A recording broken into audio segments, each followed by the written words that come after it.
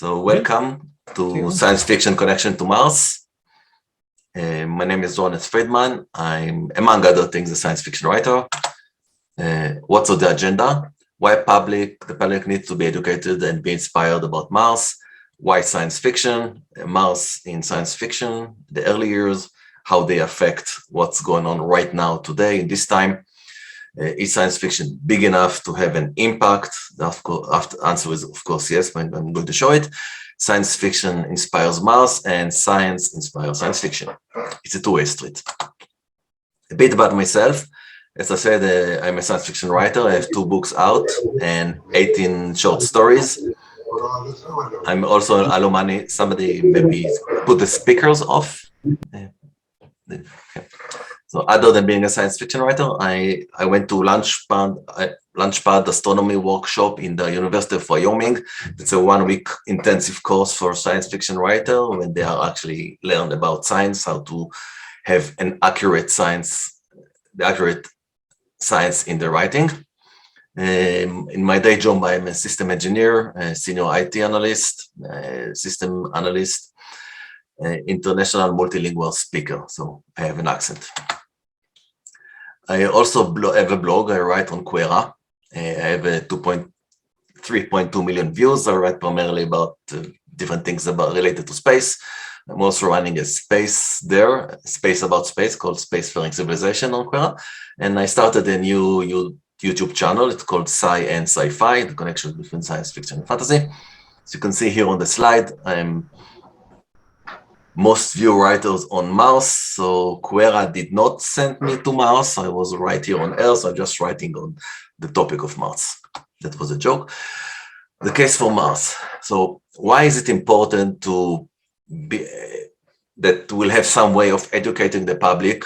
And there are 2 reasons for that. The main reason is, of course, because there is some objections to any effort, any money spent on any space program and on Mars in particular.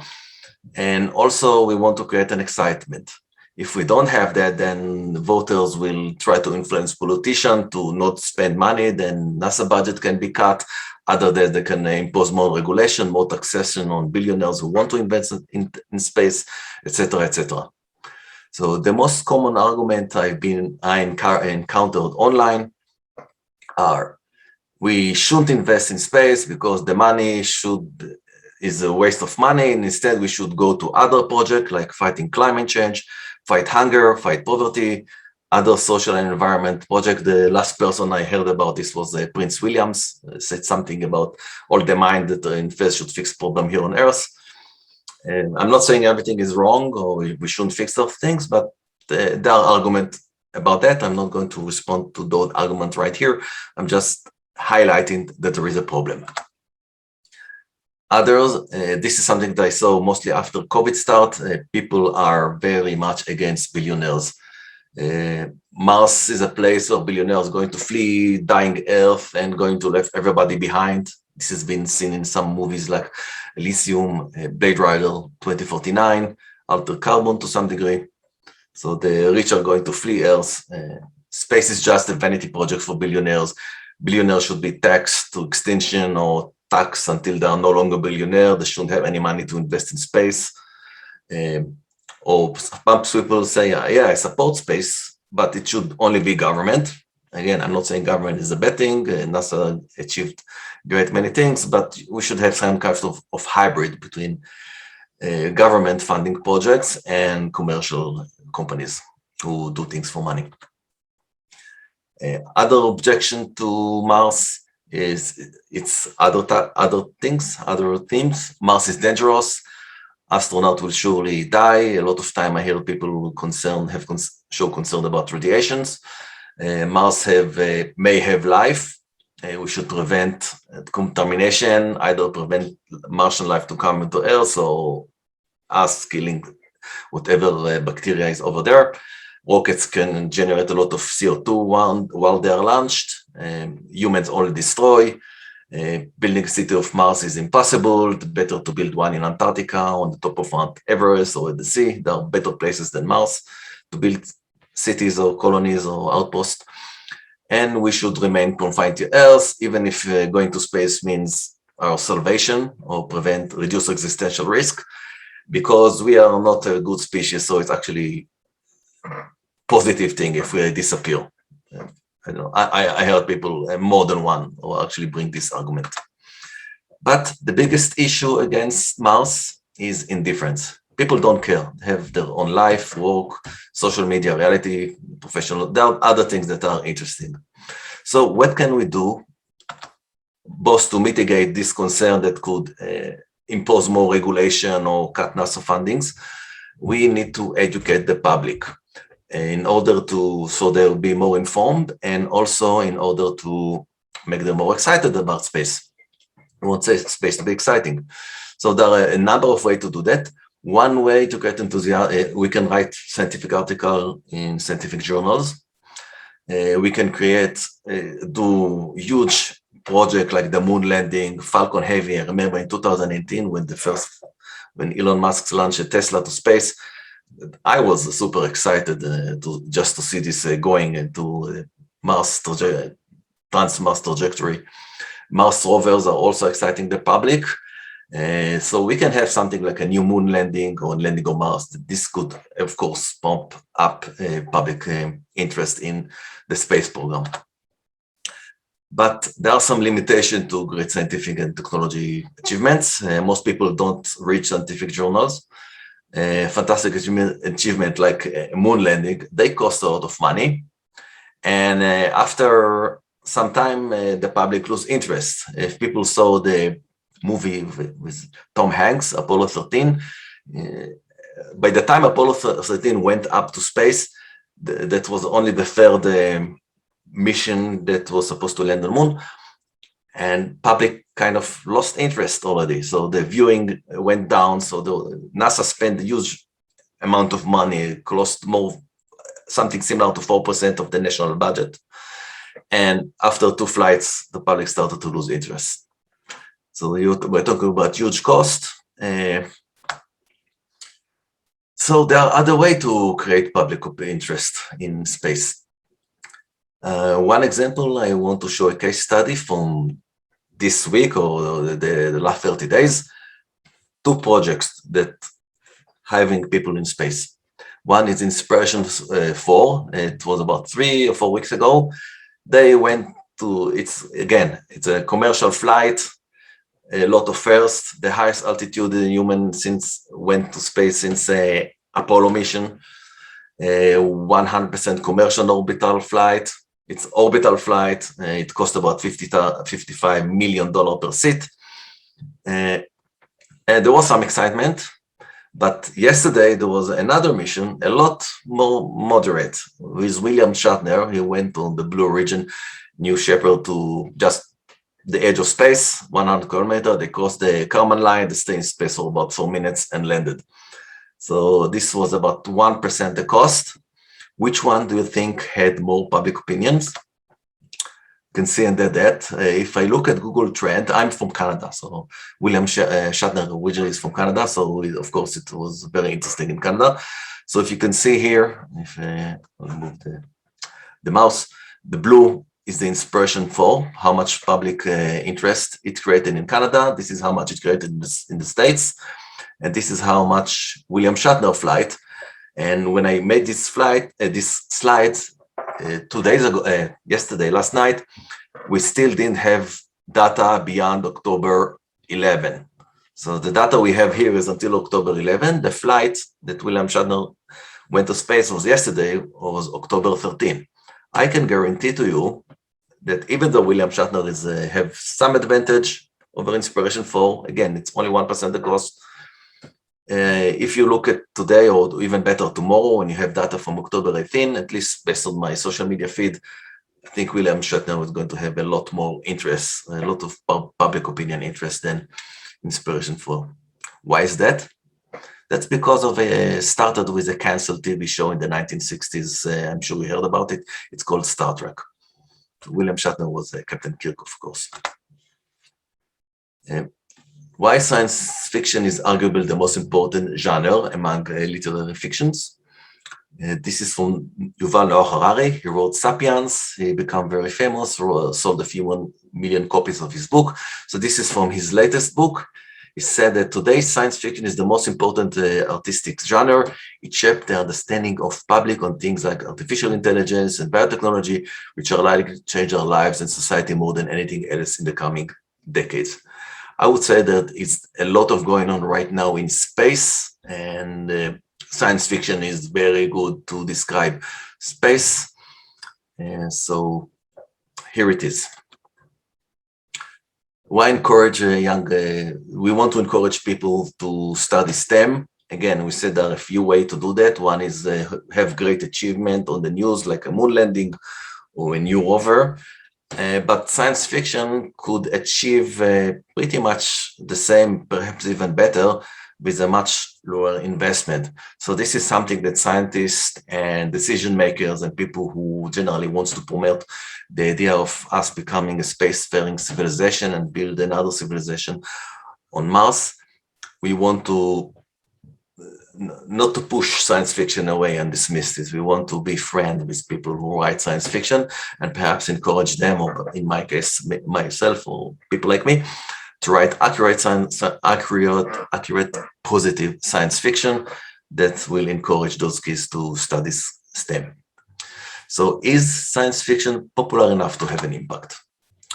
If you look at book sale in bookstore, this is data from a few years ago. I think it's only 8% of the books are science fiction. The rest are romances. It is selling very, very well.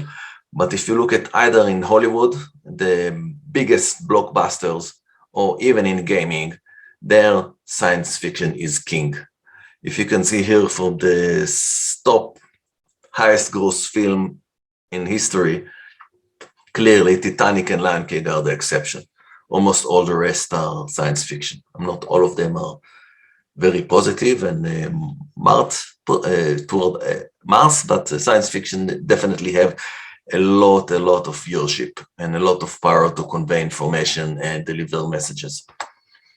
Science fiction, of course, inspiring innovation. Some example from Jules Verne, 1865, envisioned a submarine or something very similar to a nuclear submarine. And he also wrote something very similar to what happens with the moon landing. Of course, he used a cannon, which have very high acceleration, so nobody can survive that. But this is something that inspires future missions. Star Trek is another TV series that inspires a lot of innovation, from sliding doors to communicator. Everybody have cell phones today that looks like this. Jetson also have a lot of things from 50 years ago that actually we have been using today, like flat screens, video conferencing, space tourism. Mars, the early years. So in the late 19th century, early 20th century, we start to have stories about Mars. For most famous one is War of the World, and Edgar Rice Burroughs wrote a series of The Princess of Mars, John Carter of Mars. He wrote a series of books that takes place on Mars. The main idea that we could take from that is that it installed the idea that maybe Mars is a world like our own, or maybe a little bit similar, and life can exist on Mars. And later on, maybe we can even go to Mars and do something over there. Of course, in the War of the World, the Martian came to us. But it creates some intriguement. Another video that I did a while ago, I was talking about Elon Musk, who is one of the most influential, not just influential in terms of convincing the public, but actually is the richest person on the planet today. And he invested a big portion of his wealth in order to transform and completely change the space life industry. And his end goal is to build a city on Mars with 1 million people. He may be successful, maybe not. But why does he want to do that? At least I haven't spoken to him, but at least based on different articles I read on the internet, he was influenced by science fiction books. And the book I want to focus first is Asimov's Foundation. As Apple TV came out with a TV series foundation but it's based on a book that Asimov wrote in the 1940s. And back there we have a galactic empire all across the galaxy. And I remember I was reading the book as a kid, and it was in the 1970s. And I remember walking out of my house. Back then we had a lot less light pollution, so you could actually go out to the street and see the Milky Way. And so I look outside and say, wow, this is amazing. We're going to have a galactic empire. It's so cool. That was, of course, before Star Wars came out and then destroyed the reputation of the name Galactic Empire. Up until Star Wars, Galactic Empire wasn't necessarily a bad thing. So it basically means we have a galactic-sized civilization. We can go to all these stars and the planets that got them. The future is going to look brilliant. In the story, the Galactic Empire is about to collapse. There was a mathematician called Harry Seldon who predicted that the galaxy is destined to, the Galactic Empire is destined to collapse into barbarism. And then trillions upon trillions of people are going to die in a lot of small wars, local wars. And in order to prevent the fall, he decided to build a foundation on a remote planet called Terminus, and collect a lot of scientists. That the original goal was to build an Encyclopedia Galactica and collect a lot of information, a lot of the knowledge that the galactic civilization had in that planet. So if the civilization of the empire will indeed collapse as predicted, then it could grow again, and a big portion of the knowledge will be kept in this place. And that's how humanity could restore itself and to come back to previous glory and come back from barbarism. Does it remind you anything? Becoming a multiplanetary species. One of the reasons why we want to go to Mars is actually a bad reason. What if something bad happened to Earth? There is a chance of civilization here on Earth will collapse. Like putting all your egg on only one planet. This is a strategy that didn't work very well for the dinosaurs. And we want to at least have humans in some other places outside Earth. In case something really bad happened to Earth, then we can restore civilization and maybe fix Earth and still have all our knowledge and technology in place and the lifestyle we are used to. Next. There are some bad examples about Mars. Capricorn 1 is a story. It's a movie from the 70s about a mission to Mars, but it was, according to the movie, it was a fake Mars mission that was done in studios. But then the spaceship that had supposedly returned from Mars, it was an unmanned spaceship. It crashed and burned in the atmosphere, so they had to kill the astronaut and to run away. And this movie was one of the reasons, not the only reason, but one of the reasons for the big movement of moonlight in denial. Let's go to the 21st century. We have Matt Damon in the Martian. This story is really inspiring. It's talking about problem solving. Whatever problem he faced after he was stranded on Mars, he find a solution, and then he had another problem, find a solution, one after the other. So it's very positive attitude, positive toward Mars. The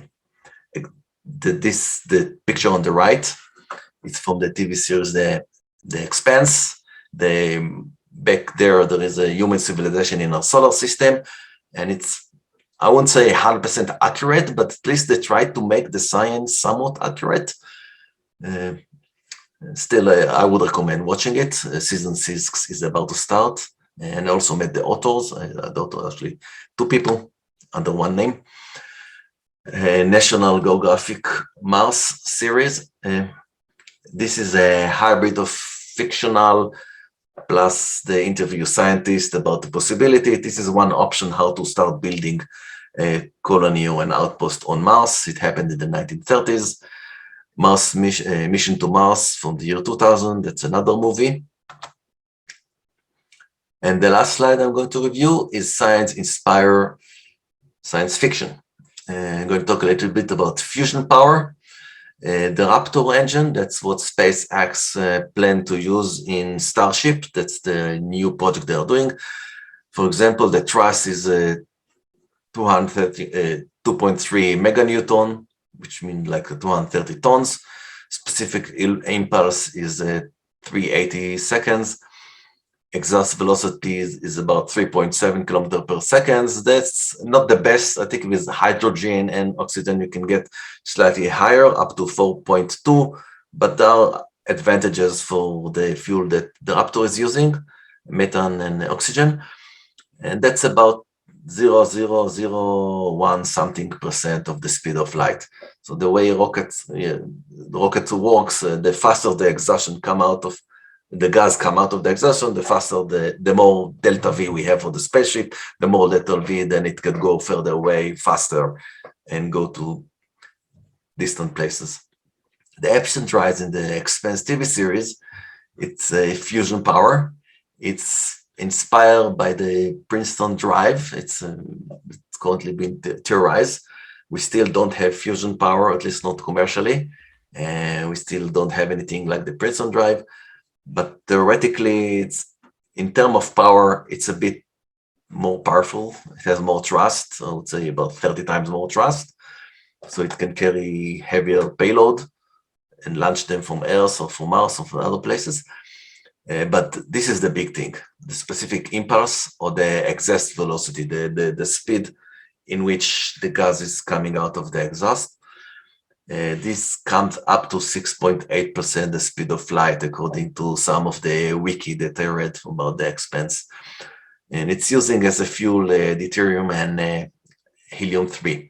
So if we are able to get to this, we can easily colonize the entire solar system. We can sustain for a long duration a 1G acceleration.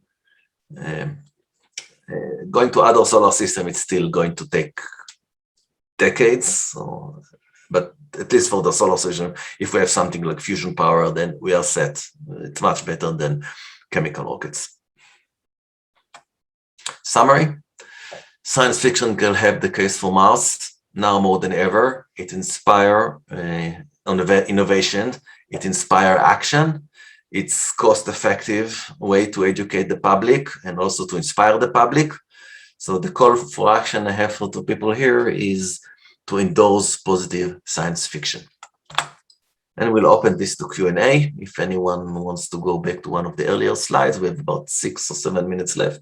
And if you want, you can take a snapshot of this slide. If you want to contact me, I will be happy to answer the question. You can also subscribe to my YouTube channel or join the blog. So now I'm open for questions.